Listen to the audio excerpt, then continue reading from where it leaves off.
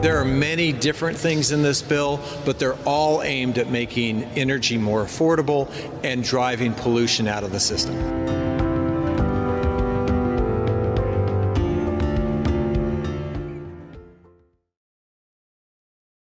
Hello, and welcome to Washington Post Live.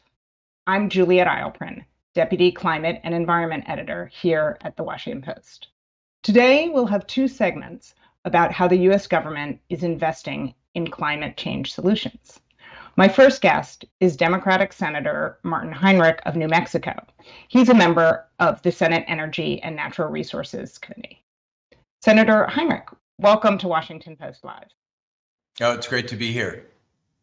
Excellent. Let's get started. So why don't we start with the recent COP27 climate conference, UN climate conference in Egypt, where nearly 200 countries agreed to help pay poor and more vulnerable nations for the damage caused by climate change, which is also known as a loss and damage. Do you support that initiative that was adopted at the COP conference in Egypt? Yeah, I do. I think it's really important because it really gets everyone in the tent, because it's going to take a real unified effort to address this globally. And, I think the fact that you now have stronger support because of that from a number of countries that are really feeling the direct impact of this on their populace and on their economies right now, coupled with real leadership in the United States for the first time in a number of years, it really gives us the momentum to begin to deal with this on a global scale. Now, earlier this year, U.S. Special Climate Envoy John Kerry indicated that the payments to address loss and damage would cost trillions of dollars. Do you think that, that's an accurate assessment of what we're talking about in terms of what more industrialized countries will be paying? And what do you think in terms of, American support for such an initiative, given the fact that there's been some resistance to spending money to help vulnerable countries overseas in the past? I think, I don't know what the precise scale is going to be, but the principle is important because we're going to see incidents like what we saw recently in Pakistan, rising sea levels for many, many nations in the Pacific. And I think the lesson here is we're all in this together, and the United States should be a world leader. We have always been a world leader, and we should continue to do that.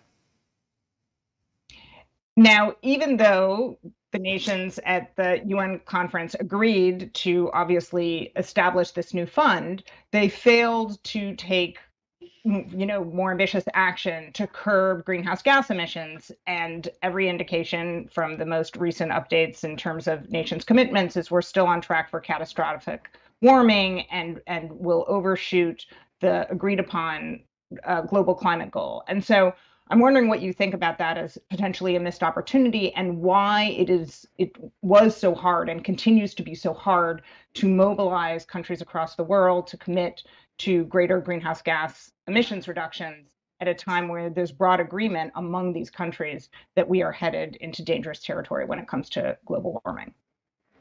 Well, I think that the science is very real, but I think the way that humans adapt to change is very nonlinear.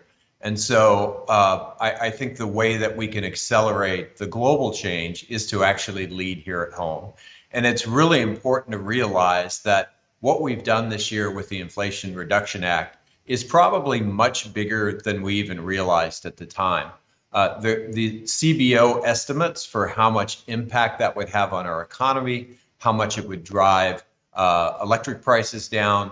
The analysis that's being done since then suggests that they really underappreciated the scale of the incentives in that legislation. And if we create the cheapest power on the planet right here in the United States, Credit Suisse is suggesting that might be 0.5 cents per kilowatt hour or $5 per megawatt hour. Everyone on the planet is going to want to do the same thing. So by leading domestically, we create a path for much faster change internationally. I'm glad you brought up the Inflation Reduction Act, since that's our next set of questions that I wanted to ask you. So along those lines, we're going to talk about some of the long-term implications of this bill, which obviously was predominantly dominated with its climate provisions. But in terms of the immediate effects you've seen of this legislation since it passed in August, can you give us a sense of how you think it's already reverberating, whether that's in the private sector, in the government, or elsewhere? Well, I think you see it in the private sector. If you follow the trade publications, we've seen battery factory after battery factory announcements, solar announcements for manufacturing. And I think one of the things that's really important to realize about the Inflation Reduction Act is it is substantial industrial policy. It doesn't put a thumb on the scale for this technology or that technology so much, but it does create incentives across the board to drive pollution out of the economy. And I think the scale of what we've done, because those incentives are for the most part uncapped incentives, we will see an enormous change in our economy. We'll see the benefits of that in real jobs, in manufacturing jobs, in installation jobs, and you'll see power, primarily electricity, at levels of cost that we've never really seen before. Literally, the analysis that we're seeing suggests that it will be the cheapest power on the planet. And I think, that is something that was underappreciated at the time. So just following up on that specific point, analysts at the time projected that this bill alone would not achieve the reductions that President Biden has committed to, which is that the U.S. would reduce its greenhouse gas emissions at least in half compared to 2005 levels by the end of the decade. And I'm wondering what you think of that. Do you think that these kinds of analyses need to be updated? Are you satisfied with the kind of climate impact we will get from this bill, or do you see further action that would be needed to really meet the U.S.'s goal on that front?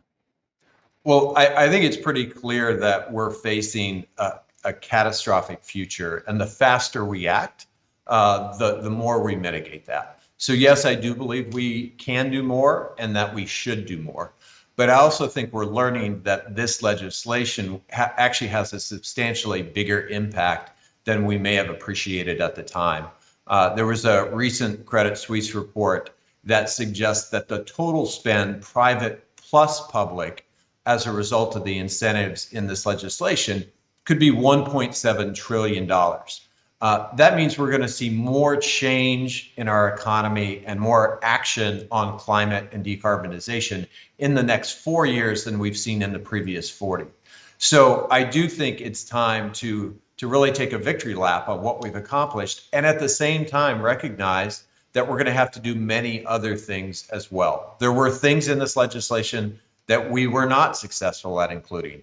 For example, incentives on transmission that were very important to me didn't end up in the bill. But we shouldn't also kick ourselves for passing what is the most effective on a global scale climate investment in world history.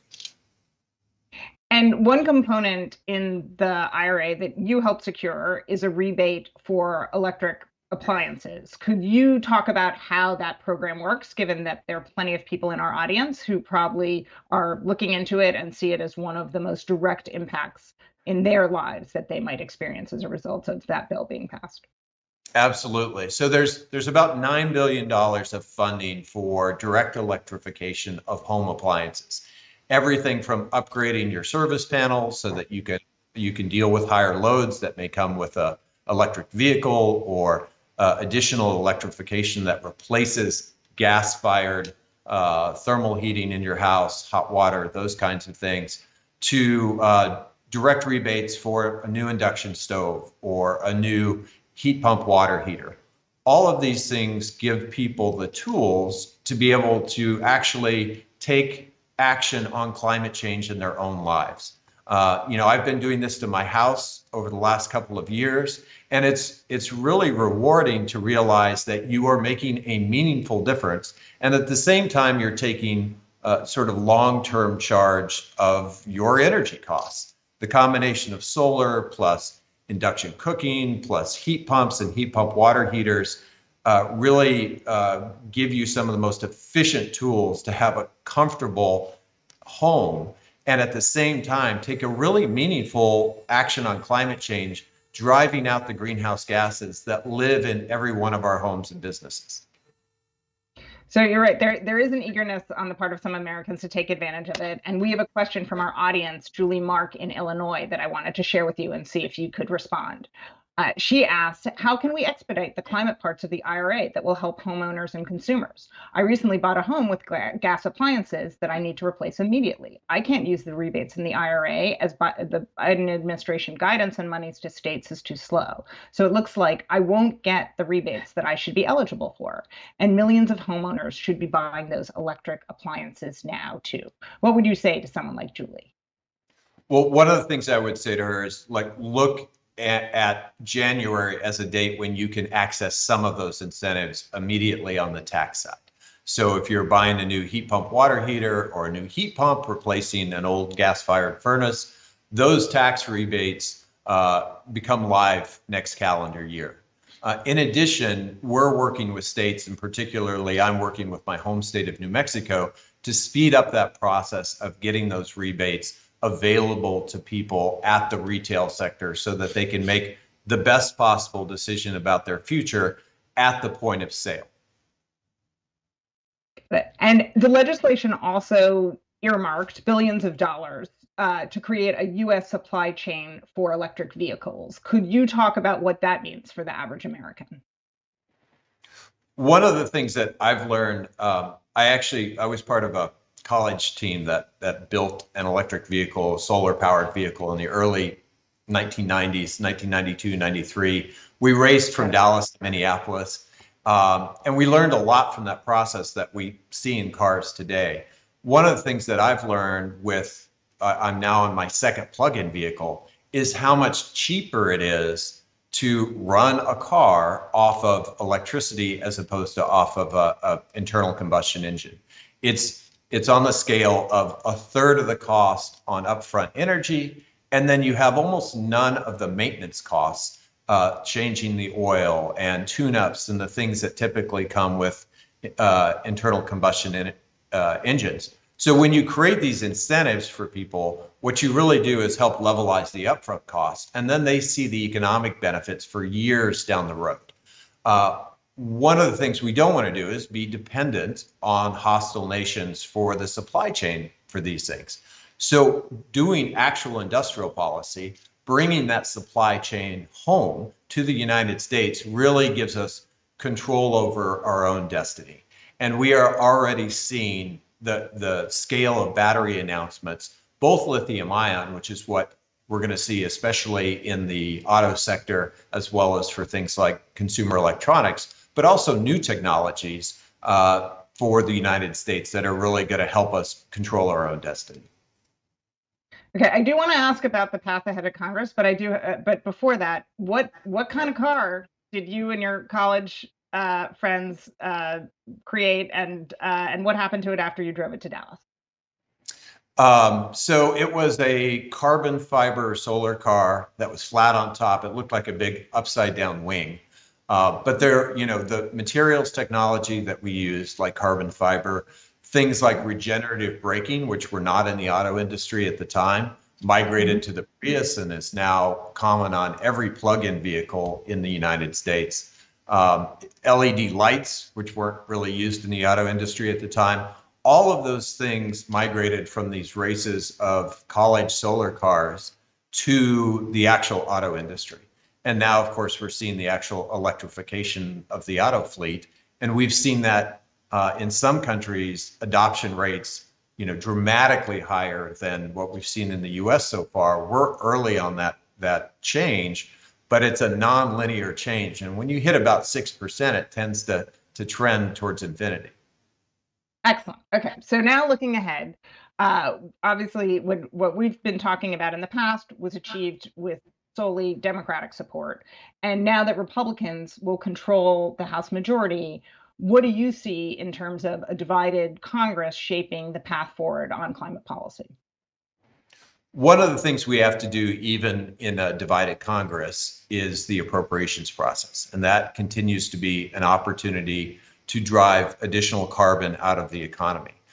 So that's someplace I'll be looking to have an impact. I also think we have opportunities for things, and the moment might not be right now, but to look at permitting that doesn't lower the bar on environmental quality, but does get to yes on something like a transmission project, yes or no for that matter, a whole lot faster. Got it.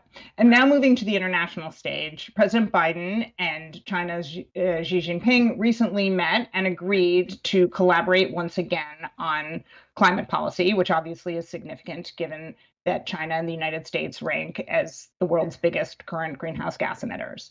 Do you trust China to make meaningful change, especially given what we've seen in the last few years? Or, and what would you like China to do next to help tackle this problem, given their outsized impact on what's happening and what enters the atmosphere?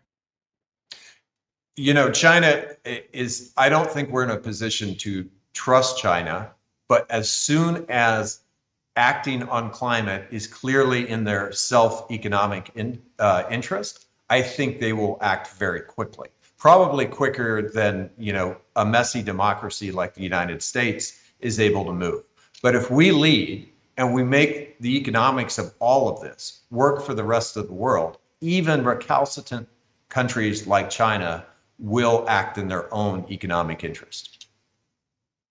Even at a time, just to follow up on that, obviously they really, are continuing to build coal plants, and especially in the last year or so, we haven't seen, they've actually moved, quite quickly on EVs, but haven't moved as quickly in other areas. But you anticipate that they'll shift just going forward, given their own self-interest? I think the economics, if we build successful economics for both generation in particular, as well as for things like transportation, the industrial sector, other countries, all countries really will follow once the economics are in their interest. And we're creating a model for that in the United States. So I think it's very positive that the US and China are talking again. If you look at their behavior on climate, it is not something that is consistent across the board. As you mentioned, they're moving very fast on EVs. And I think we have a responsibility to make sure that we own a substantial portion of the EV supply chain and the battery supply chain here in the United States to be able to compete with China. But they're also going to realize that if we have the cheapest power on the planet, then maybe building coal plants doesn't make sense, and they should actually be investing more in renewables. And very quickly, we're almost out of time, but a bill you introduced, the Recovering America's Wildlife Act, is awaiting Senate approval. And the editorial board here at the Post called it the most significant conservation law in decades. Are you confident it'll pass by year's end, and why? We are working very hard to secure the passage of that legislation. And I am optimistic, but the end of any congressional session is always filled with some level of uncertainty. So, this is a bill that would be a game changer for wildlife in the United States at a time when we all recognize there is an enormous wildlife and biodiversity crisis in the planet. So the fact that we've secured so much bipartisan support for this legislation gives me optimism. Unfortunately, we're out of time, so we'll have to leave it there. Senator Heinrich, thanks so much for joining us. Thank you. And we'll be right back in a few minutes with our next guest, Cathy Zoi, CEO of EVGo. Please stay with us.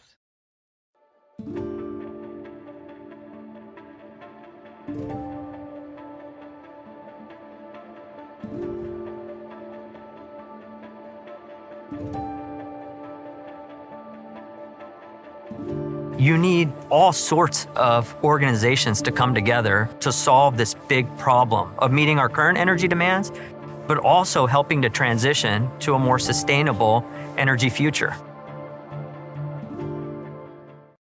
Hi, I'm Kathleen Koch. The Inflation Reduction Act is the U.S.'s largest ever federal investment in clean energy and combating climate change. But much of the law relies on tax credits and incentives like grants and loans. So corporations really have to step up and take a leading role for these green energy solutions to happen. Here to discuss this with me today is Shannon Kellogg. Shannon is the Vice President of Public Policy at Amazon Web Services, or AWS. Welcome, Shannon. Kathleen, thank you for having me. Shannon, how is AWS leading in the efforts among corporations to ensure a speedy transition to clean energy? Well, we've been very involved in renewable energy for a number of years now. In 2014, we announced a long-term goal of having our AWS, or Cloud Computing Division, footprint completely powered by renewable energy. That initially became 2030 was our original target, and then we pushed that up to 2025 as we continue to grow the business. And so we are on track to meet our 100% renewable energy goal by 2025. In the process, we have become the largest purchaser of renewable energy power now in the world 2 years running. And what that means in, say, the US is that we have 199 projects now that we have supported here in the US, or the equivalent of power for 3 million homes. That's really impressive. So 2025, do any policy changes need to happen for you to reach that goal? You bet. Well, the legislation that was passed earlier this year was an important step forward. We would like to see, as that's rolled out, a focus on grid modernization, and as part of that overall grid modernization, making sure that we have the transmission infrastructure in place. So as more renewable energy projects come online throughout the US, to be able to transmit that power to other locations from where these projects are being built. That is absolutely going to be critical. And so having policymakers emphasize that in the implementation process as the funding goes out is going to be essential. It was back in August when President Biden signed the Inflation Reduction Act into law. What other next steps do you think are needed to facilitate action and really get the green energy transition going? Well, making sure that the funding is rolled out in a very timely fashion, and having that additional emphasis on transmission.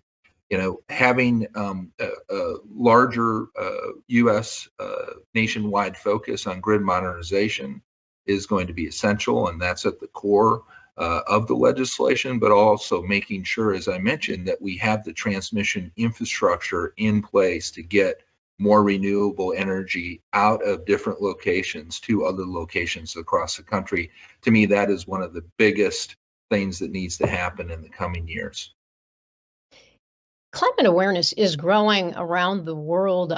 You're seeing large corporations, large industrial and energy companies recognizing that need to embrace the energy transition underway, and then also the new technologies that are available for them to get there. How are AWS and cloud technologies playing a role in helping those companies operate both more efficiently and reduce their carbon footprint?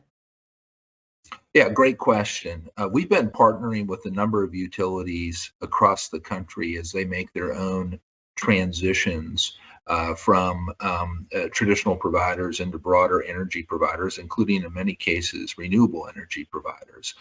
We've also been working with utilities, for example, as they seek to become more efficient and get the grids that they're operating to become more efficient. One recent example of that is a new effort that we announced with Duke Energy as they move forward and try to provide more efficiencies within their systems, not only to help them and their customers, but also hopefully to be a model of how this can be done to other utilities across the country. And so we're really excited about that new partnership with Duke Energy.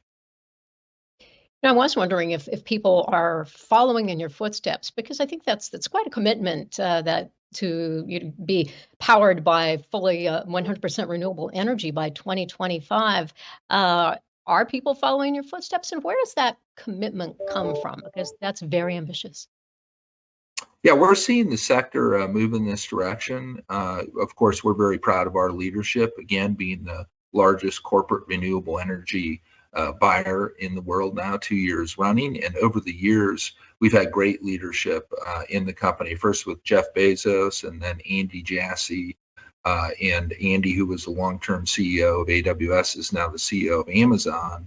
And then we have a new CEO of AWS, Adam Selipsky, who's also been a leader in this space. And so we've had great leadership and a very strong commitment to really invest in renewable energy. And of course, we are seeing that across the sector. There's a lot more work to be done, but we've made great strides, and we're super committed to this. One broader example of that commitment, not just to renewable energy, but to being a leader in global climate and sustainability, is Amazon's founding of the Climate Pledge, and how we've been really encouraging not just organizations from our sector, but across multiple sectors to be a part of that Climate Pledge. And that's another example of our leadership and the commitment at the top of the company.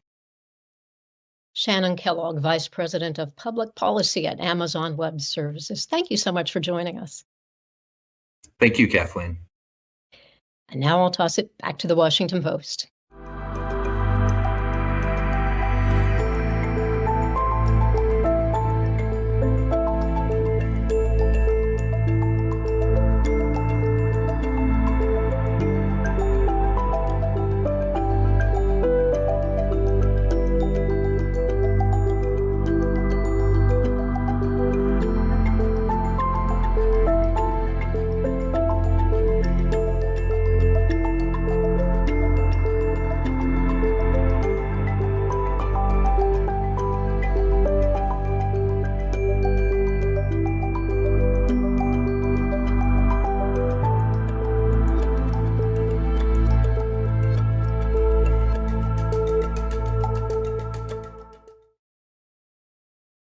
Welcome back. For those of you just joining us, I'm Juliet Eilprin, Deputy Climate and Environment Editor here at the Washington Post. For our next conversation, I am joined by Cathy Zoi. She's the CEO of EVGo, the largest public fast charging network for electric vehicles in the United States. Cathy, welcome to Washington Post Live. Great to see you. Juliet, nice to see you too. I think we're having technical difficulties for 1 second that we're going to work out so that we can hear you.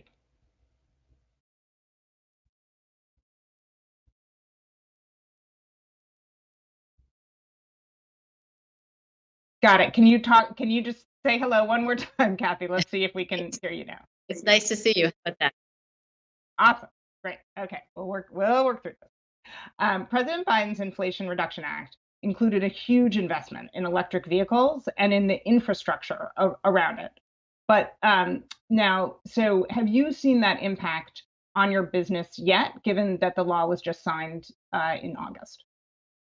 We've seen a great deal of interest from many players about installing it. I'm getting a big,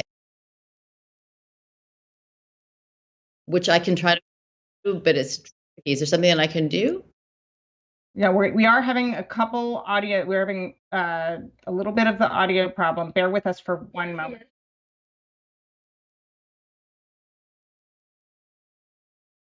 Okay, we're just gonna keep talking. So yes, go ahead. In terms of what kind of interest are you seeing now that there's obviously the indication that there's going to be tremendous federal support for this kind of infrastructure? Look, the car companies, the global automakers, have already made commitments to invest $1.2 trillion to electrifying their fleets.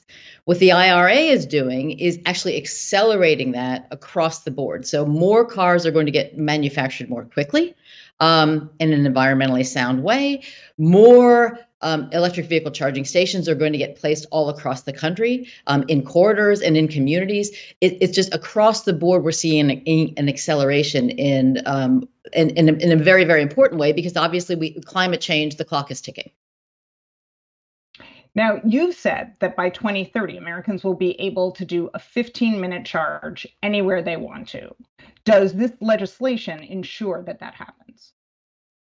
Look, I think it does. We're at a tipping point in terms of the availability, the interest, the appetite, and the sales of EVs. Like, so last year, 2021, we had maybe 0.5% of the cars on the road in America were EVs.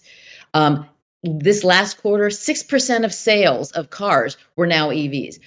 Bloomberg New Energy Finance is saying that by the middle of this decade, we're going to be probably up at 6% of cars on the roads are going to be EVs. So we're on a very, very strong upward trajectory. The car companies have announced that over the next 18 months, we're going to have probably 130 new EV models. When I started working at EVGo over 5 years ago, there were like 3 or 4 choices. We're now having, 150 choices of cars. So all of that means that we're going to be seeing so much uptick, so many choices, whether you want to drive a little compact car or a pickup truck that's electric, you now will have that choice. And explain what it would mean for climate change if we had a wholesale shift to electric vehicles in the United States. Well, it's a great question. When I was approached to take the reins at EVGo in 2017, one of the reasons that I decided to actually make that shift, where as you know, I've been spending most of my time on the power sector side. In 2016, it was the first year in the United States that greenhouse gas emissions from the transportation sector exceeded those of the power sector. So as Senator Heinrich said, there's lots of more work to be done to clean up our power grid and to electrify everything. The transportation sector historically had been lagging. Fast forward to today, and as I've said, there's not a car company operating globally that's not electrifying its offerings. So the investment is squarely behind that. And I think that because that investment is there and the policies are in place in the United States and elsewhere to accelerate market penetration, we are actually able to achieve those goals. And as it stands right now, are there the electric charging stations available to accommodate the kind of dramatic change that these car companies are talking about and that, you and others are envisioning? Not yet. And that's why we're all really, really busy. So let me just tell you, so EVGo, as the largest public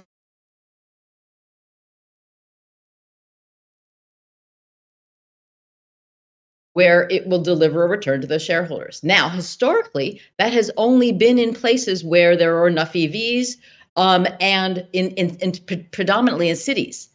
What the IRA and the bipartisan infrastructure law do together is they create a much larger geographic footprint that the private sector can come to with our really innovative solutions to deploy EV charging infrastructure everywhere.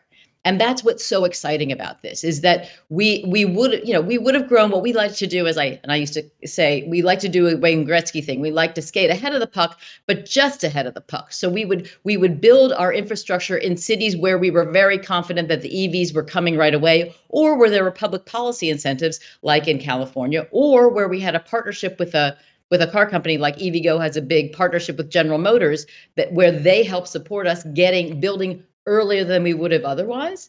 Now with $5 billion in NEVI and the 30C tax credits in the IRA, there are many more geographies where it makes financial sense for innovative private companies like EVGo to deploy our charging infrastructure to create that ubiquity of charging, so that not one driver will have range anxiety in terms of being able to charge. And just briefly, I have another question, but just to stop, can you explain to our audience what NEVI is, since that's sorry about that. The National Electric Vehicle Infrastructure bill, or part of the bipartisan infrastructure law, which is basically, it's a $5 billion grant program where each state, based on its population and its number of highways, gets money and can allocate that. The state departments of transportation will be providing grants to those in their states that want to build that infrastructure. So what happened is states needed to provide plans on how they would use it. Those plans were approved by the federal government at the end of September. Now that money will be allocated to the states, and the states will start having competitive processes to roll out that money. The first tranche of money, as I think, is $600 million. So those funds will start to flow in 2023, and to companies like EVGo that are going to be building infrastructure along highway corridors. And that's the first tranche of NEVI goes to specifically making sure that within every 50 miles of a corridor, of a highway, there is a fast charging station, to create that sort of sense of comfort for EV drivers if they're going to be going to their families over Thanksgiving or whatever it is. And moving over to the technological front now, are you satisfied with the speed that we're seeing in terms of these advances when it comes to both charging and battery technology so far? Where do you think we are along those lines? Look, we are in the early innings of a once in a century sectoral transformation, and it is really, really exciting. So when I got to EVGo again in 2017, fast charging was defined as 50 kilowatts. Now the typical fast charger that we deploy is 350 kilowatts, so 7 times faster. Interestingly, that charging speed is faster than any car can accommodate now, but the cars themselves are getting more and more capable. I think the Lucid Air is the fastest EV in terms of charging capacity right now, and it'll take a charge of 330 kilowatts. In any case, all of that, it's basically a race for speed and power and durability, and all of that is happening really, really in a very, very exciting way. I think Senator Heinrich talked a little bit about building the battery capacity here in the United States. Lithium ion is the battery chemistry of choice right now. But again, what we will be seeing, based on what I see coming out of our labs and our universities, is new battery chemistries that are, as I say, are lighter, more durable, and just really, really exciting. So it's a super, super interesting time in the early innings of a sector. And according to Bloomberg News, you recently told investors that more than 100 charging stations were stalled because there was a shortage of a key electricity device. Can you explain what happened and whether you see this as a continued threat to the expansion of charging stations? I'm not actually sure what the specific reference is, Juliet, but what I can tell you is that we have a supply chain secured for our fast charging stations because we've been working very, very closely with our vendors, so that we've got probably 4,500 new charging stalls in our active engineering and construction pipeline, and that's what's coming. The fast charging stall itself has about 2,000 components. So again, I'm not exactly sure what that reference is. Sometimes there are problems with the connectors, and they need to be replaced. Sometimes there's a problem with the screen on the charger.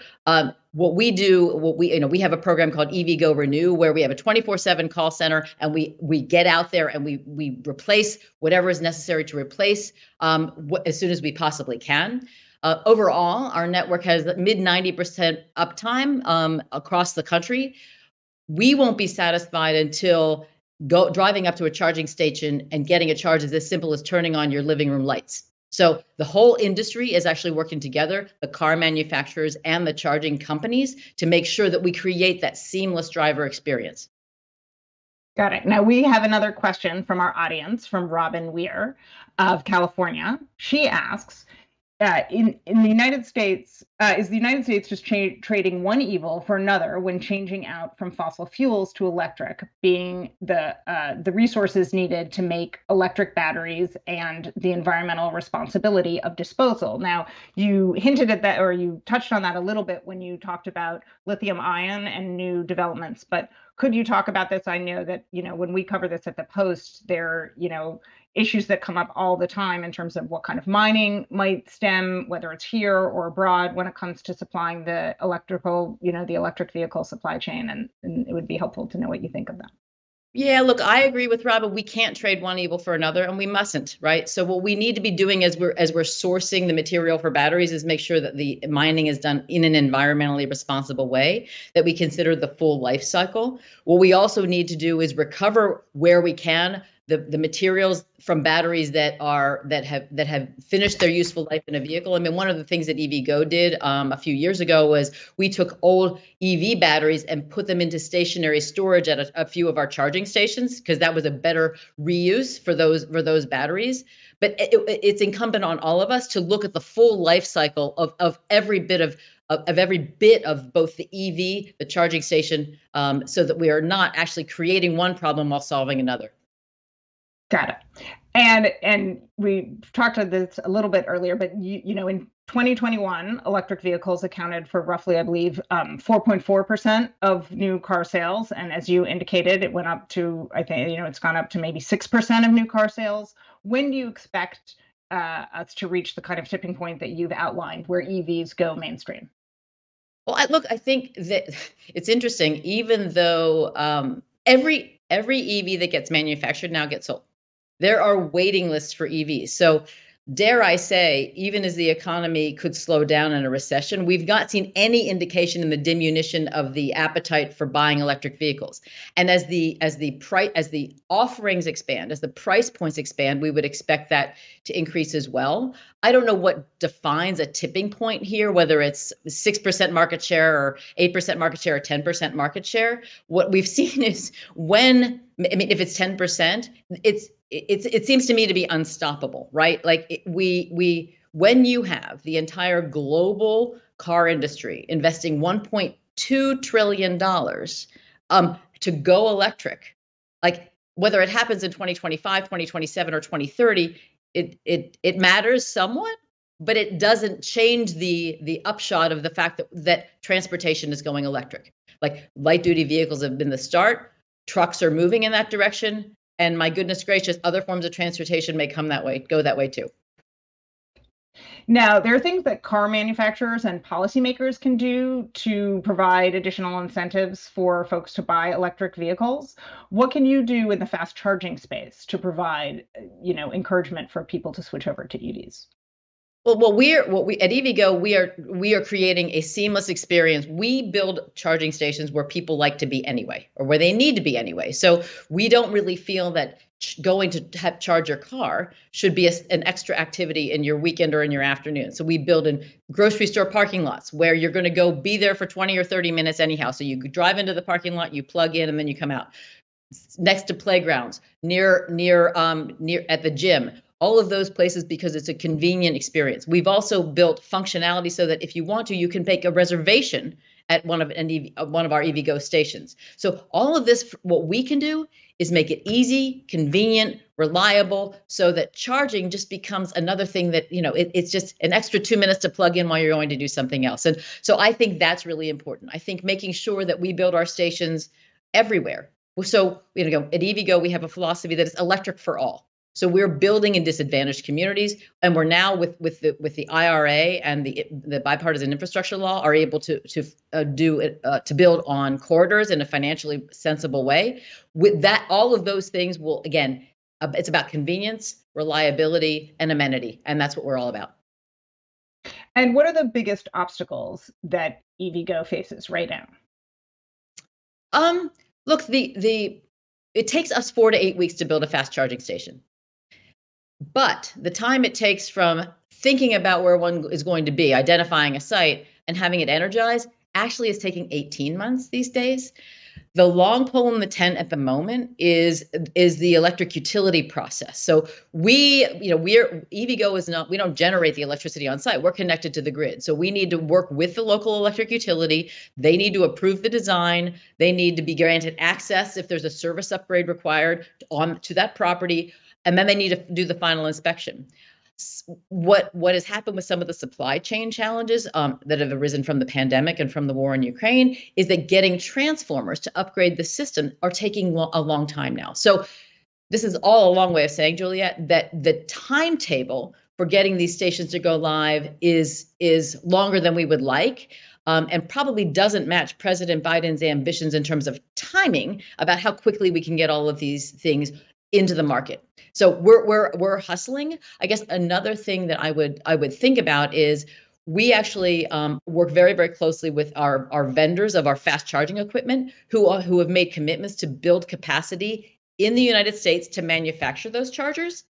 However, that again doesn't happen overnight. So what we would say on the Buy America, Build America provisions is that what we actually would think is more sensible is to have 2023 be that period where the companies that have made commitments that fully support building in America can build those facilities, and that in 2024 is when we actually start to be able to we'll be able to procure the equipment that's actually made in America. So those are just two little things. Again, they don't change the macro narrative, which is we're going electric. We're going electric really quickly. The legislation is helping us accelerate that in a commercially sound way, creating American jobs.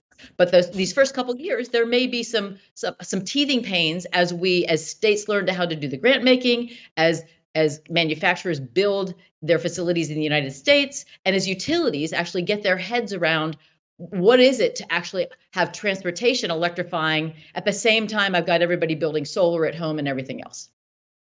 And in terms of, so when we're talking about, for example, what government can do more, so what I hear you saying is that, so it's a combination of some of the guidance that you expect to come out of this administration as they're implementing the Inflation Reduction Act, but also, it seems like you're alluding to whether it's on the state and local level or potentially, I suppose, the federal level, depending on where you're building these charging stations. Permitting is obviously something that comes up a great deal as a potential obstacle to expanding the clean energy sector and the clean tech sector in the United States. So, this is a thorny issue that has been fought over for a long time. To what extent do you think those kinds of changes can happen in the months to come?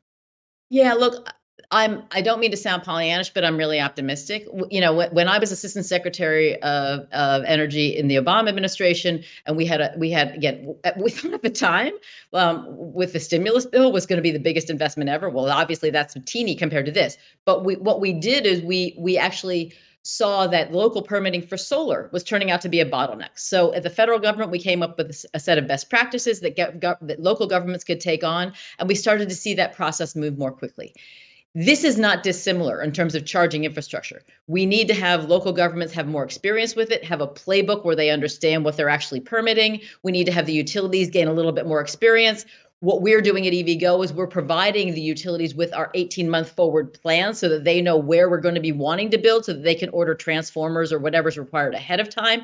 Look, I just think that we're all, as Senator Heinrich said, we are all in this together. I think that everybody is motivated to get out there and deploy clean energy on the power side, electrify our transportation fleet. So we need to work together to make sure that it gets done. And I think that with the goodwill of everybody involved, we're going to be able to get there.